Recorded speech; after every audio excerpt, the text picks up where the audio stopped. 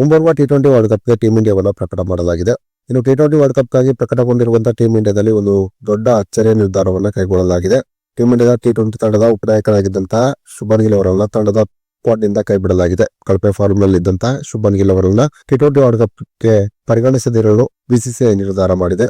ಇನ್ನು T20 world ಕಪ್ಗೆ ಪ್ರಕಟಗೊಂಡಿರುವಂತಹ team ಇಂಡಿಯಾದಲ್ಲಿ ಯಾವ್ಯಾವ IPL ಟೀಮ್ ಇಂದ ಎಷ್ಟು ಜನ ಆಟಗಾರರು ಆಯ್ಕೆಯಾಗಿದ್ದಾರೆ ಎಂಬುದರ ಡೀಟೇಲ್ಸ್ ಅನ್ನ ನೋಡೋಣ ಬನ್ನಿ. ಅದಕ್ಕಿಂತ ಮುಂಚೆ ನೀವು ಟೀಂ ಇಂಡಿಯಾದ ಅಭಿಮಾನಿಗಳಾಗಿದ್ದಲ್ಲಿ ವಿಡಿಯೋಕ್ಕೊಂದು ಲೈಕ್ ಮಾಡಿ. ಹಾಗೆಯೇ ಟೀಂ ಇಂಡಿಯಾ ಮುಂಬರುವ ಟಿ20 ವರ್ಲ್ಡ್ ಕಪ್ ನಲ್ಲಿ ಗೆಲುವನ್ನ ಕಾಣುವುದರ ಮೂಲಕ ತನ್ನ ಚಾಂಪಿಯನ್ ಪಟ್ಟವನ್ನು ಡಿಫೆಂಡ್ ಮಾಡಿಕೊಳ್ಳುತ್ತದೆ ಅಂತ ನಿಮಗೆ ಅನಿಸುತ್ತದೆಯೋ ಅಥವಾ ಇಲ್ಲವೇ ಎಂಬ ನಿಮ್ಮ ಅನಿಸಿಕೆಯನ್ನು ತಪ್ಪದೇ ಕಮೆಂಟ್ ಬಾಕ್ಸ್ ಅಲ್ಲಿ ತಿಳಿಸಿ ಕೂಡ.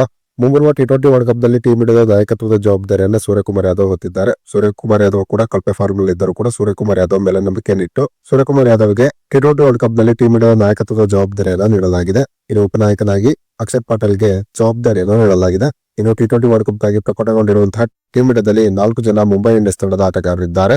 ಮುಂಬೈ ಇಂಡಿಯನ್ಸ್ ತಂಡದ ಪರವಾಗಿ ಆಡುತ್ತಿರುವ ಸೂರ್ಯಕುಮಾರ್ ಯಾದವ್, ಹಾರ್ದಿಕ್ ಪಾಂಡ್ಯ, ತಿಲಕ್ ವರ್ಮಾ ಮತ್ತು Jasprit Bumrah T20 world cup ನಲ್ಲಿ ಸ್ಥಾನವನ್ನು ಪಡೆದಿದ್ದಾರೆ.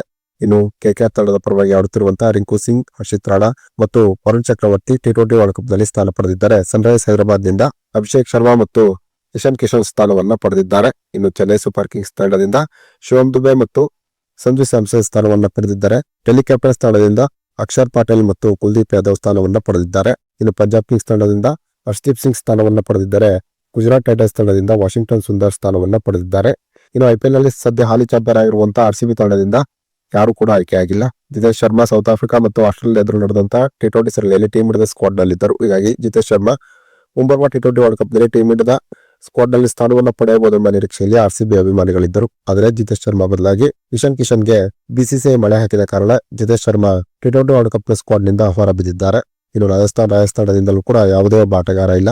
ಹಾಗೆಯೇ ಲಕ್ನೋ ಸೂಪರ್ ಜಾಯಿಂಟ್ಸ್ ತಂಡದಿಂದಲೂ ಕೂಡ ಯಾವುದೇ ಒಬ್ಬ ಆಟಗಾರ ಟಿ20 ವರ್ಲ್ಡ್ ಕಪ್ಗೆ ಸೆಲೆಕ್ಟ್ ಆಗಿಲ್ಲ.